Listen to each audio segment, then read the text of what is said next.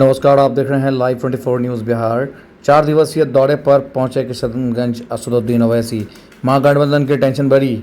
असदुद्दीन ओवैसी ने किशनगंज में प्रेस वार्तालाप के दौरान उन्होंने बड़ी बात बोल दी है। उनका कहना है कि जब मुसलमानों का वोट चाहिए तो ऐसी राजनीतिक पार्टियों पर भी सवाल उठती है, जब व्यवस्था क्या है। अख्तर उल ईमान ने पीसी के दरमियान क्या कुछ कहा, सुनिए इस रिपोर्ट। बिहार के लिए और सीमांचल के लिए बड़ी खुशी की बात है कि इस वक्त बिहार में दलितों की, कमजोरों की, शोषितों की, पीड़ितों की और अकलियतों की एक दवाना आवाज़ जनाब बैरिस्टर असदुद्दीन ओवैसी साहब 4 रोज़ा दौरे पर आए हैं। और आज किशनगंज का दौरा होना है, कल अररिया का दौरा होना है, 26वीं तारीख को पूर्णिया का दौरा होना है और 27वीं तारीख को कटिहार बलरामपुर का दौरा होना है।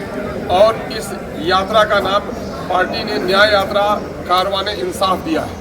दरअसल इंसाफ की ज़रूरत इसलिए भी है कि सीमांचल के साथ दिल्ली और पटना की सरकारों ने बड़ी नाइंसाफ़ी की है। यही वजह है कि सबसे और अब भी यहाँ पर कोई स्पेशल तवज्जो नहीं दी जा रही है।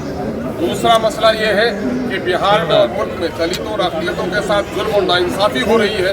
हुकूमत को इसके लिए भी इंसाफ के लिए खड़ा होना चाहिए। हम आवाम को बेदार करने के लिए भी ये कारवां निकाल रहे हैं जनाब बैरिस्टर असदुद्दीन ओवैसी साहब की क़यादत में। और इस कारवां में तशरीफ़ फरमा है हमारे माजिद हुसैन साहब जो MLA हैं वहाँ नामपल्ली से, और जनाब वारिस पठान साहब जो एक्स MLA हैं मुंबई से, वो भी तशरीफ़ फरमा है। सब लोगों का ये कारवां हम लोगों का जा रहा है। हम आवाम को बेदार कर रहे हैं कि हम मुसलसल इंसाफ की लड़ाई लड़ रहे हैं। हम चाहते हैं कि आने वाला जो विधानसभा इलेक्शन हो उसमें सेकुलर वोटों का बिखराव नहीं हो। इसकी वजह से सेकुलर वोटों को जोड़ने के लिए हम लोग सेकुलर अलायंस को दरख्वास्त भी दी। उन लोगों ने भी हमारी बात नहीं मानी, तो हम चाहते हैं कि उनसे भी इंसाफ किया जाए कि सेकुलरिज्म की बका की लड़ाई कौन लड़ रहा है और सेकुलर वोटों को बिखराव का जिम्मेदार कौन है। लोग इसके लिए इंसाफ करें। ये दो तरफा इंसाफ की तलब है। दरअसल हमारी जो वो है कोशिश है, हमारी हिस्सेदारी की है कि दलितों को, गरीबों को, सीमांचल के लोगों को, अक़लियतों को उसकी वाजिब हिस्सेदारी मिले। इसके लिए मैं बड़ा शुक्रगुजार हूँ अपने कौमी सदर जनाब बैरिस्टर असदुद्दीन ओवैसी साहब का, जनाब वारिस पठान साहब का, जनाब भाई माजिद हुसैन साहब का, और इस कारवां को लेकर बहुत ही जिम्मेदारी के साथ अपनी जिम्मेदारी अदा करने वाले आदिल हसन एडवोकेट्स सर द्वारा गठबंधन में शामिल करने की मांग की कोई जवाब नहीं आ रहा। पीछे कर लेंगे, पीछे ये लोग चार किया अरे आप लोग ने खत लिखा है, फिर अख्तर उल ईमान साहब ने यहाँ के लीडर ऑफ अपोजिशन को लेटर लिखा। मीडिया के ज़रिए हमने इस बात को कहा है कि MIM पार्टी अलायंस के लिए तैयार है। और फिर अख्तर उल ईमान साहब ने अपने आखिरी ख़त में ये भी कहा है कि हमको अब 6 सीट दे चुके। अब ये उनको फैसला करना है। ये नहीं करेंगे तो बिहार की जनता ये देख लेगी कि कौन बीजेपी को कामयाब कराना चाहता है या कौन बीजेपी को रोकना चाहता है। तो अब ये फैसला बिहार की आवाम पर है। हम तो अपनी जिम्मेदारी को निभा चुके हैं। कल कोई या हमसे ना कहे कि आपने बातचीत नहीं की, आपने फुला नहीं किया। हमने तो अपनी तरफ से पूरी कोशिश की और जनता के सामने, आवाम के सामने हमने इस बात को रखी। सर बिहार में कितने सीटों पर पार्टी चुनाव लड़ेगी? जब लिस्ट जारी होगी तो आपको पता चल जाएगा। सर एक आई लव मोहम्मद कहने पर जो है पूरा बवाल है, उस पर क्या कहेंगे सर? कि ये शुरुआत था कानपुर में। वहाँ के शायद ADGP एडिशनल DGP ने कहा कि कोई नया पोस्टर नहीं लगा सकते। तो उसके बाद हमने सोशल मीडिया पर कहा कि हम इस बात को मानते हैं कि मोहम्मद सल्लल्लाहु अलैहि वसल्लम से हम मोहब्बत करते हैं। हर मुसलमान मोहम्मद सल्लल्लाहु अलैहि वसल्लम से मोहब्बत करता है, इसलिए कि उसके ईमान का हिस्सा है। अगर हम मुसलमान हैं और अगर हम अल्लाह को जानते हैं तो वो मोहम्मद सल्लल्लाहु अलैहि वसल्लम ने हमको सिखाया है कि अल्लाह है जो ज़मीन व आसमान का खालिक है, तुम इसकी इबादत करो, किसी और की मत करो। सर सुनिए, हमको उन्होंने बताया है कि तुम्हारा ईमान उस वक्त तक मुकम्मल नहीं हो सकता जब तक कि तुम मोहम्मद सल्लल्लाहु अलैहि वसल्लम को अपनी दुनिया की हर चीज़ नहीं का हिस्सा है। और आर्टिकल 25 में फ्रीडम ऑफ रिलीजन है, तो संविधान में फंडामेंटल राइट है, इसको आप कैसे छीन सकेंगे किसी से। और ये क्या बात है कि नया पोस्टर कैसा लगाएं? जो यूपी में क्या गलत है एकदम। सर इनको अभी तो जो नहीं पूछ रहे। सर तेजस्वी यादव का कहना है कि युवाओं को इस बार रोजगार मिलेगा, सिर्फ उसके पास डिग्री होना चाहिए। उसके बाद डिग्री होनी चाहिए, यानी हर सर्टिफिकेट वाले को रोजगार देंगे चाहे महिला। पहले ये बता दीजिए कि बिहार में ड्रॉप आउट रेट कितना है स्कूल का, ये बता दीजिए कि कितने लोग ग्रेजुएट होते हैं, इसके ऊपर आप फैसला करिए। डिग्री होना चाहिए तो फिर बहुत सरकारों का रिकॉर्ड भी तो सामने आना चाहिए, आएगा ना, उन्होंने कितने स्कूल खुलवाए, कितने कॉलेजेस खुलवाए, कितने काम करवाए। सर एक सवाल है, जहाँ आप कहीं नहीं जा रहे हैं, आप बारी बात कहीं नहीं भाग रहे हैं, आराम से बैठे। सर जहाँ इस मतलब ये रैली निकाले हैं उसका नाम इंसाफ भी रखे हैं। यहाँ शेरशाबादी की आबादी 3.5 लाख से ज़्यादा है इस लोकसभा में, तो क्या शेरशाबादी को भी टिकट मिलने का कोई संभावना? बिल्कुल बिल्कुल, इंशाल्लाह जरूर।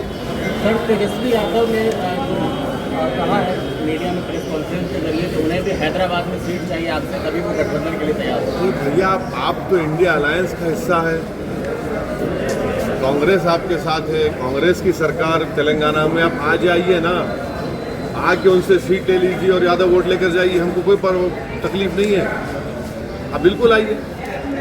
सर कांग्रेस CWC का आज बैठक कर रही है, अपना ताकत प्रदर्शन कर रही है, आरजेडी को दिखा रहा है अपना ताकत। आज बैठक हो रहा है पटना में। हम अपनी ताकत दिखाने के लिए आज न्याय यात्रा शुरू कर रहे हैं। जी जी तो उनका उनसे पूछिए। महागठबंधन में शामिल होने के लिए महागठबंधन में शामिल होने के लिए केवल राजद का दरवाजा क्यों, और भी तो पार्टियां हैं महागठबंधन में। नहीं, लीड तो वही कर रहे हैं ना, राजद ही तो लीड कर रही है, उनके साथ दूसरे पार्टियां हैं। नहीं कहीं ऐसा तो नहीं तो आपका नारा 4 के बदले 40, इसको लेकर राजद को चेतावनी तो नहीं है? अब देखिए एक बात सुनिए, अगर आप एक बीज बोते हैं और उस बीज को ज़मीन में ताकतवर बनाने के लिए पूरे लोग अपना खून पसीना बहाते हैं, और जब फसल निकल कर आती है तो आप फसल को लेकर चले जाते हैं, भाग जाते हैं, आपको तकलीफ होगी नहीं होगी? तो हम अभी भी बीज बो चुके हैं और फसल अब के बाद जब निकलेगी यहाँ की जनता के पास ही होगी, कोई लेकर नहीं पाएगा। क्या चौथी फ्रंट की सर चौथी आरके सिंह भी उसी राह पर चल रहे हैं। क्या प्रशांत किशोर के बाद आरके सिंह भी अभी पूर्व केंद्रीय मंत्री हैं, वो आरोप लगा रहे हैं ये जदयू पर, अशोक चौधरी पर, जो 200 करोड़ कहाँ से आया। तो कहीं ना कहीं सर ये गठबंधन का असर नहीं पड़ा, गठबंधन में रहकर गठबंधन के खिलाफ ही आप कर रहे हैं। नहीं, अगर आरोप लगाए तो उनको बताना चाहिए। सर 2020 के चुनाव में एमआईएम अपनी बदौलत 5 विधानसभा की सीट जीतने में कामयाब हुई।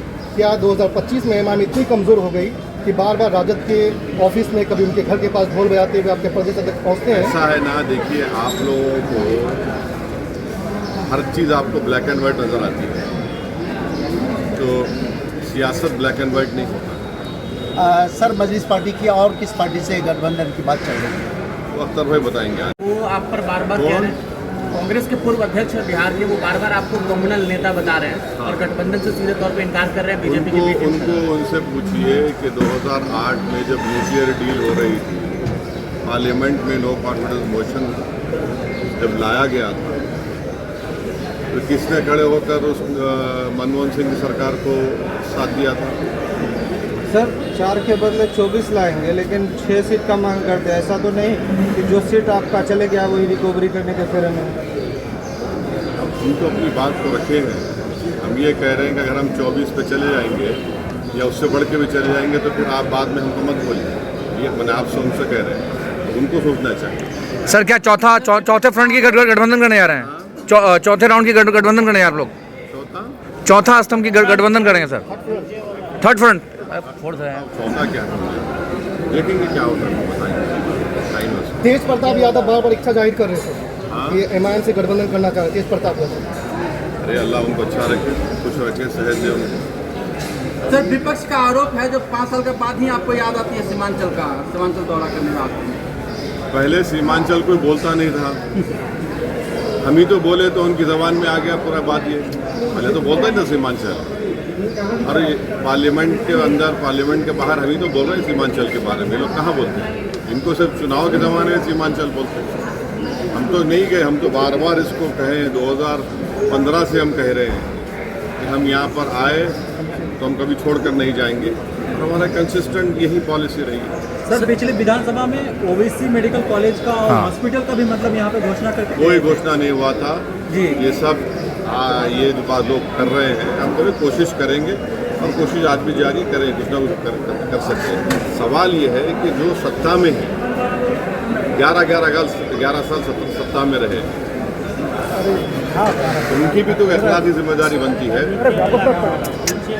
एक परिवार में दो मुख्यमंत्री बन गए, कोई दूसरे पास एक मुख्यमंत्री 10 साल 12 साल रहे, उन्होंने क्या किया सीमांचल के लिए? सर एक सवाल है, अभी बहादुरगंज के जो आपके गद्दार विधायक थे, वो अभी एक पोस्टर मतलब फेसबुक में एक पोस्ट ये कर रहे हैं जो खुद को पढ़ा लिखा बता रहे हैं और आपके जो कैंडिडेट है उसको अनपढ़ बता रहे हैं। तो जो तौसीफ आलम साहब को अनपढ़ बता रहे हैं, जबकि राजद के जो मुख्यमंत्री पद के लिए वो मतलब मुख्य उम्मीदवार लड़ रहे हैं, वो खुद 8 पास है, तेजस्वी यादव। क्या कहेंगे? क्या कहना चाहे आपकी बात, जो बात कही थी मैं क्या कहूँ? सर सीमांचल के बाहर सिर्फ ढाका ही चुनाव लड़ेंगे कि और भी विधानसभा सीट होंगे? सीमांचल के बाहर ढाका ही चुनाव लड़ेंगे कि और भी विधानसभा चुनाव लड़ेंगे? ये बराबर लड़ेंगे। सर मैं कुछ देना और कुछ है किशनगंज की जनता एमआईएम को वोट देती है, लेकिन उसके जीते हुए पार्टी दूसरे पार्टी में चले जाते हैं, तो सर ये कैसे लोग विश्वास करेंगे कि एमआईएम को वोट दें, फिर इस बार नहीं जाएगी दूसरी पार्टी में?